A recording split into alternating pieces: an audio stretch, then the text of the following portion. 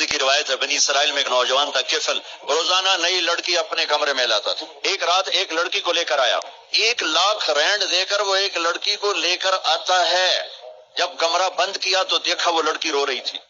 تو کفل کہتا ہے میں زبردستی تو نہیں لے کر آیا، ڈیل کر کے لایا ہوں۔ تو وہ روتے روتے بولی کفل طوائف نہیں ہو، غریب، مجھے غربت نے عزت بیچنے تک پہنچا دیا ہے۔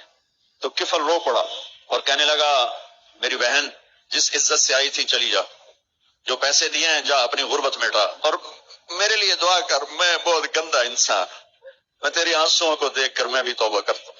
وہ لڑکی گھر پہنچی، پیچھے کفل مر گیا، اس کو نہیں پتا موت آئی کھڑی ہے سر پہ، وہ مر گیا۔ کل اگر یہ مردہ ملتا نا اپنے گھر میں، اس کو کسی نے اٹھانا نہیں تھا، کمرے میں ہی دبا دینا تھا، وہیں پتھروں میں اس کو دبا دینا تھا، یہ ایسا انسان تھا، لیکن وہ تو توبہ کر چکا۔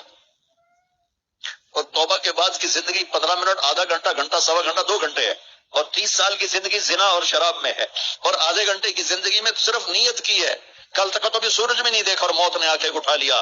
صبح جب ہوئی تو لوگوں نے دیکھا کفل کے گیٹ پہ لکھا ہوا تھا ان اللہ قد غفر للکفل، لوگوں اللہ نے کفل کو معاف کر دیا۔